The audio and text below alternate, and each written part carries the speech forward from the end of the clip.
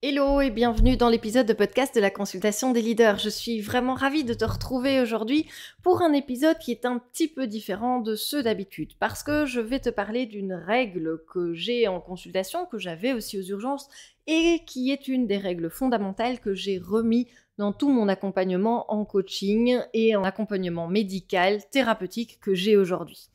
Cette règle, je la nomme la règle des 50-50. Ma règle à moi, et elle n'a pas plus de nom que ça, de 50-50.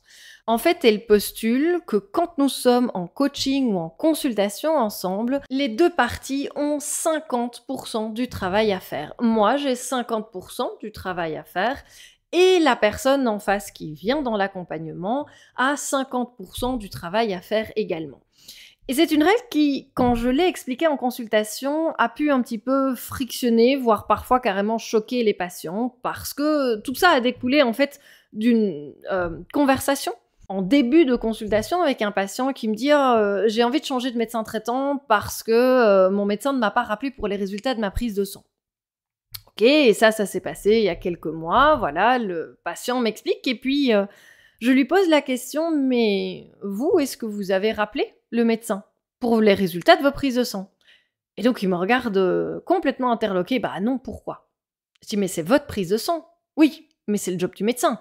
Non, non, je dis, vous, c'est votre prise de sang, c'est votre santé, c'est vous qui voulez avoir les résultats pour savoir si vous êtes en bonne santé. Et donc, si vous n'êtes pas en bonne santé, de poser les questions adéquates au médecin, de savoir comment est-ce que vous allez pouvoir faire en sorte d'être de nouveau en bonne santé. Oui, qu'il me dit. Et donc, je lui repose la question, pourquoi n'avez-vous pas vous-même pris en charge votre santé? Le médecin vous a prescrit la prescription de la prise de sang, c'est les 50%. Vous avez été faire la prise de sang, c'est vos 50%. Vous retéléphonez au médecin pour pouvoir avoir les résultats, c'est vos 50%. Et le médecin vous donne l'analyse, les diagnostics et ce qu'il faut faire après avec ces résultats-là, c'est ces 50%. C'est un travail d'équipe. Et qu'on soit d'accord avec ça ou pas, peu importe. En tout cas, moi, c'est ma manière de travailler, mais cela renvoie surtout la notion de responsabilité, tant au niveau du médecin que du patient. Et je suis intimement convaincue que chaque personne est responsable de sa propre santé. Je me pose dans la catégorie des médecins, bien évidemment, mais quand je reçois des dizaines de prises de sang par jour, je n'ai pas la capacité temporelle et physique de prendre mon téléphone à chaque prise de sang analysée pour dire au patient « Bonjour monsieur, bonjour madame, votre prise de sang est parfaite, merci, au revoir ». Quand on le dit comme ça prend effectivement 30 secondes. Dans les faits, ça ne la prend pas les 30 secondes, ça prend beaucoup plus de temps.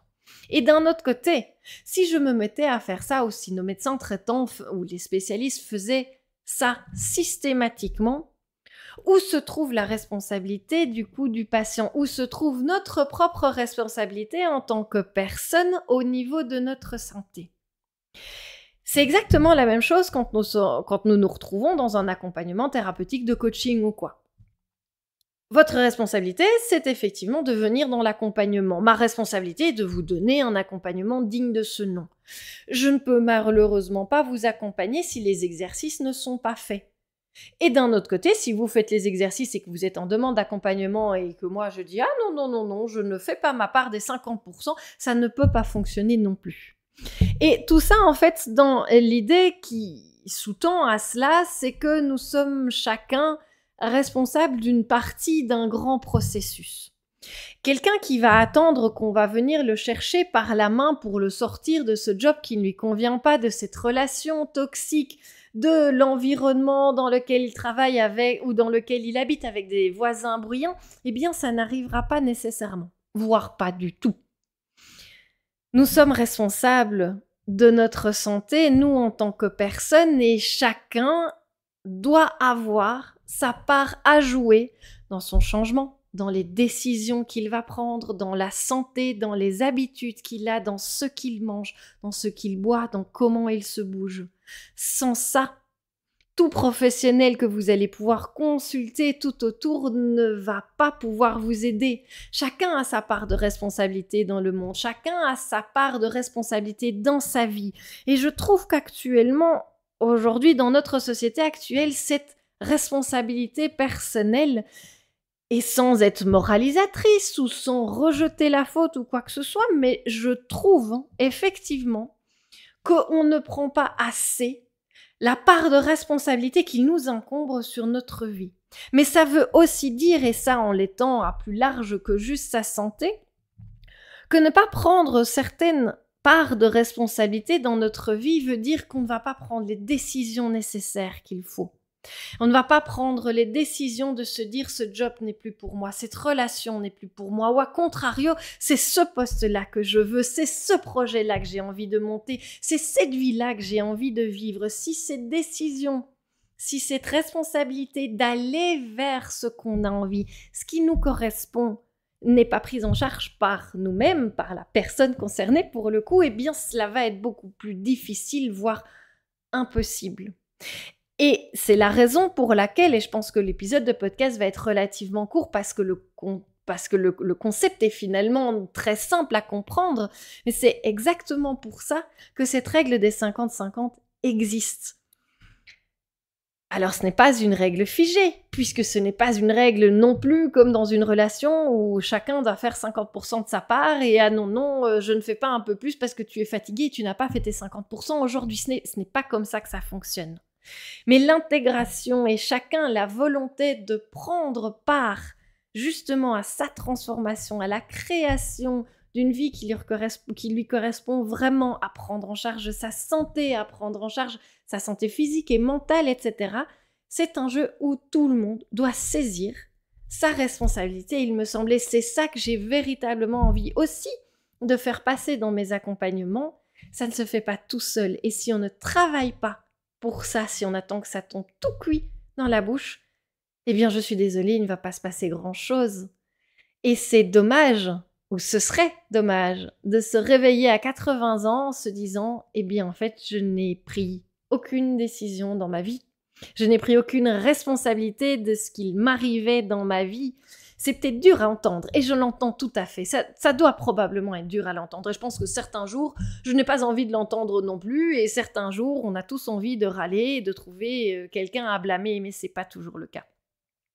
Et c'est même rarement le cas, il y a toujours quelque chose qu'on peut soit changer, soit dans la manière dont on réagit à un événement arrivé, ou dans la manière dont on se comporte pour justement faire en sorte que on prenne, on décide, on modélise, on change, on évolue la part qu'on puisse le faire.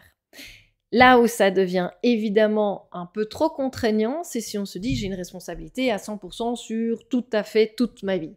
Je suis entièrement et à 100% responsable de toute ma vie. Non, la vie arrive, il y a des problèmes, il y a des emmerdes, il y a des choses qu'on ne sait pas contrôler. Et ça, c'est un autre débat puisqu'on arrive là sur ce qu'on sait contrôler, sur lequel on a une influence, une responsabilité, et les autres choses sur lesquelles en fait on doit simplement lâcher prise. Je vous propose de rediscuter ça dans un autre épisode de podcast.